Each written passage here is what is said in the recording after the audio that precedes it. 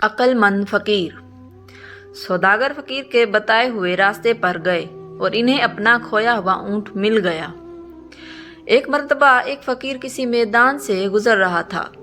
اسے دو سوداگر نظر آئے۔ اس نے سوداگروں سے پوچھا، بھائیو، کیا تمہارا اونٹ کھو گیا ہے؟ سوداگر خوش ہوئے اور بولے، تم نے دیکھا ہے کیا؟ فقیر نے کہا، کانا تو نہیں تھا اور دائیں پیر سے لنگڑا تو نہیں تھا۔ ان سوداگروں کو یقین ہو گیا کہ اس نے اونٹ کو دیکھا ہے، لہٰذا اسی سے معلوم کیا جائے۔ وہ کہنے لگے، بھائی، یہ حقیقت ہے کہ وہ کانا اور لنگڑا تھا، مگر وہ گیا کہاں؟ فقیر نے اسی لہجے میں کہا، آگے والا دانت ٹوٹا ہوا تو نہیں تھا؟ سوداگر جلدی سے بولے، یہی جناب، یہی۔ اللہ کے واسطے پتہ بتا دو، کہاں دیکھا تھا؟ فقیر نے ایک مرتبہ پھر اسی انداز میں کہا۔ ایک طرف شہد کے ڈبے اور دوسری طرف گندم کی بوریاں لدی ہوئی تھی۔ اب دونوں کو پکا یقین ہو گیا۔ کہنے لگے، فقیر بابا، اب جلدی سے ہمیں چل کر بتائیے کہ اونٹ کہاں ہے۔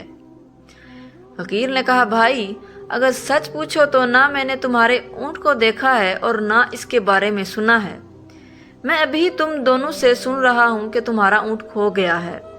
سوداگر حیران ہو گئے اور سمجھے کہ وہ ہم کو دھوکہ دے رہا ہے۔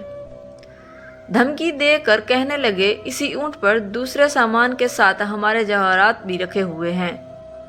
اگر انہیں بتاؤ گے تو تمہیں قید کرا دیں گے۔ فقیر نے جواب دیا، بھائی، مجھے دھمکی نہ دو، میں تمہارا اونٹ نہیں دیکھا۔ اسی پر سوداگر فقیر کو پکڑ کر قاضی کے پاس لے گئے۔ قاضی کو بھی فقیر نے وہی بات بتائی۔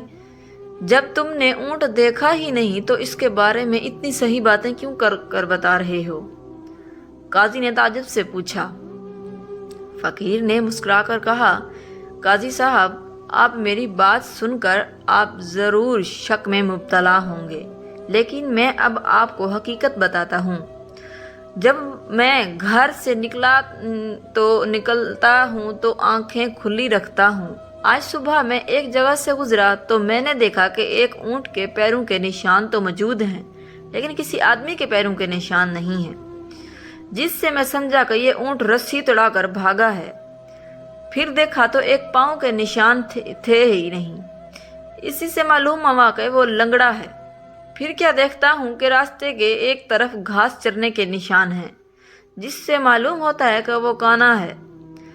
دانت کے ٹوٹے ہونے کا علم اس طرح ہوا کہ اس نے جس پودے کو کھانے کی کوشش کی، اس کے کچھ پتے باقی رہ گئے تھے، اور سامان کا پتہ اس طرح چلا کہ ایک طرف چونٹیوں کی آمد و رفت تھی، جس سے معلوم ہوا کہ ایک طرف اناج ہے، اور دوسری طرف شہد کی مکھیاں تھی، جس سے معلوم ہوا کہ وہاں شہد ضرور ہوگا۔ قاضی یہ بات سن کر دنگ رہ گیا اور فقیر کو شاباش دی۔ سوداگر بھی فقیر کے بتائے ہوئے راستے پر گئے اور انہیں اپنا کھویا ہوا اونٹ مل گیا۔ انہوں نے فقیر کو انعام و کرام سے نوازا۔